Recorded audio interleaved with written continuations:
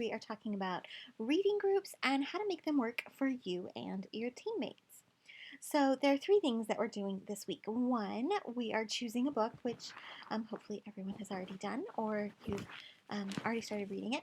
Two, you are participating in a group discussion. And three, you're using that group discussion for your own individual assignment. So check out our course YouTube video on choosing a book where I talk about all the different books in this class. Remember that they have different ideas and themes that could impact you in different ways. So if you find that one is a bit too heavy, a little overwhelming right now, do not feel badly about that. Reach out, ask for support, see what you need to do to make it work.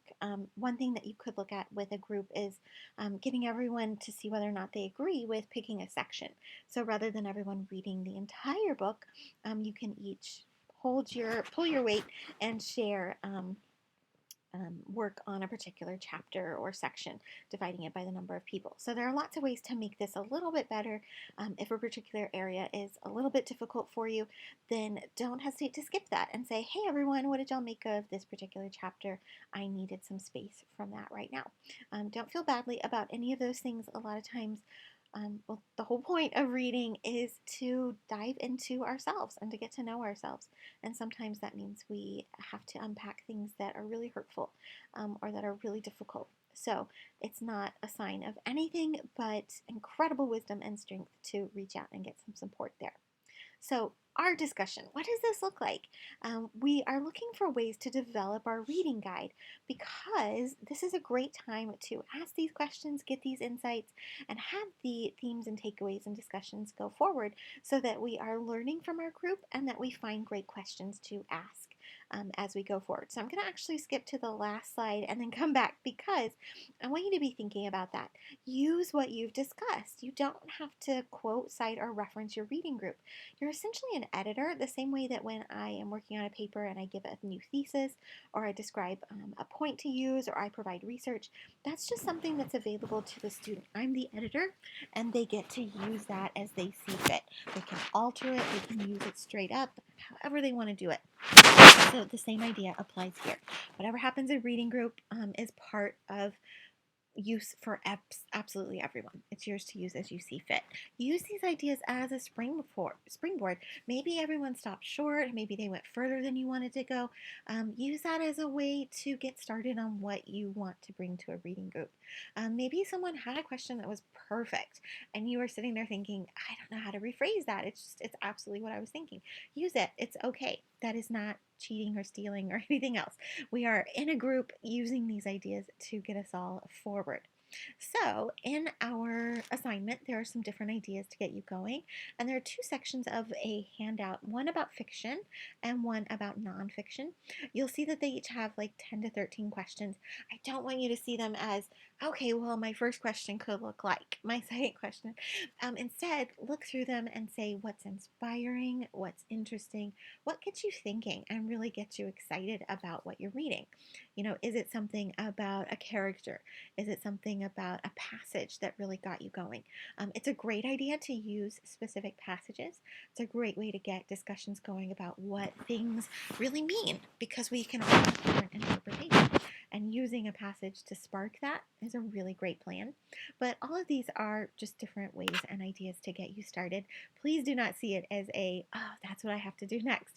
Instead, it's a springboard. It's just an opening. So what we're doing when we're in group discussion and when we're writing our list of questions is talking about what we see. So themes, they are the subject of a work or recurring ideas.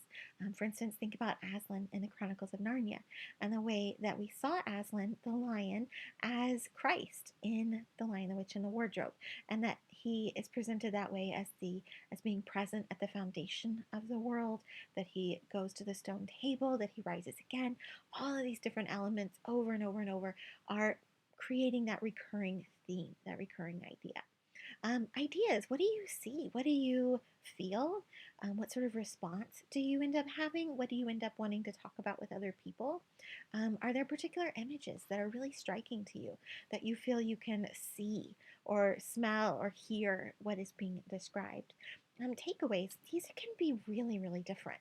They're about you. So your experiences, we could call it your baggage, your entire life. So where you grew up, what kind of experiences you've had, what you've read, where you've gone to school, your family, everything about you is coming to the table. And so that's going to impact how you respond and see the particular works that we read. So remember, they may match someone else, they may not match anyone else. Regardless, they are valid ideas and they are worth talking about. So as you go through it, keep this as your mantra. Your feelings, impressions, and ideas are valid. They're so worth exploring. It is so much fun when we see the same thing as everyone else, but it's also really exciting when we bring something that is to the table that others haven't seen and that they get to say, oh, I didn't see that. Now they can revisit their ideas and gain further insights. So, as you go through your group, having these discussions and ideas, realize that what you're turning in as an assignment is a list of questions, not the answers, the questions. Sadly, what you're going to find out is that writing the questions is so much harder than giving answers. And what we want to do is we want to ask open questions because you are acting as the expert who is reading the whole book, talking about the whole book, familiar with it, and you're going to direct us. So, this hypothetical group going forward, you are directing them. What should they focus on? You can look at it in terms of a general idea. So maybe you want to talk about grief in a particular way. Maybe you want to talk about screw tape levers in terms of fear, a particular emotion. You can choose things like that.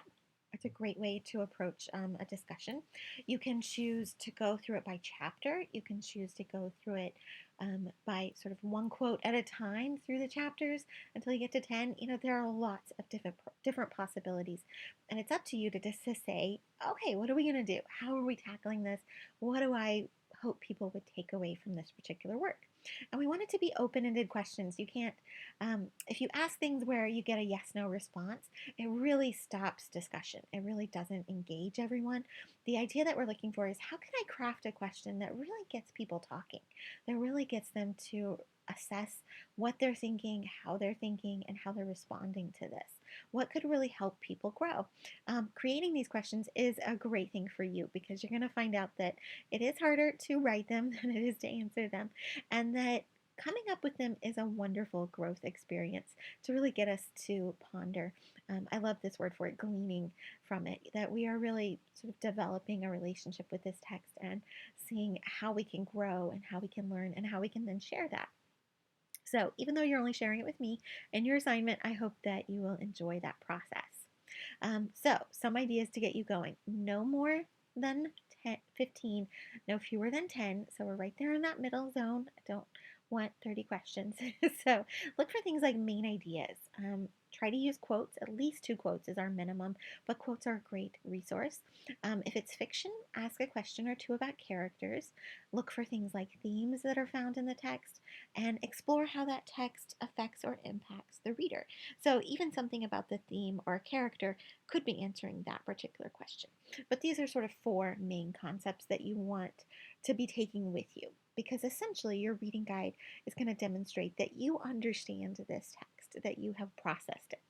And again, when we're in our group and we're having these discussions and we're asking these questions, if someone comes up with the perfect question, you can use that. It's part of your group. You're not stealing from anyone. You're all sharing, you're all discussing. It's a great idea as well to say, you know what, I was reading this particular chapter or section and I'm not there with that. Could someone, share their insights? And that's a great way to get some answers and questions from it. If there's a passage that really meant something to you and was really exciting to you, share that with everyone and do the same for them. So there are lots of ideas. I'm going to be in there helping you out, but mainly it's about having that discussion and gaining insights from what we're reading. So the core concept of literature. And the most important question for literature is, what does it mean? And there are meanings that sort of everyone takes. So if you go to Shmoop or Spark Notes or Cliff Notes and all those things, you're going to find a theme, a meaning that everyone got. But there's more than that. There is the meaning that met you where you are today. And that meaning is beautiful and wonderful and absolutely worth sharing with the rest of us. So look for those big meanings that everyone got and look for those jewels that are there for you because of your experience and who you are as a person and the life you have lived. So I look forward to seeing all of them. And if at any point you feel unsure, unenthused, uninspired, reach out and ask questions, and I'm here to help you.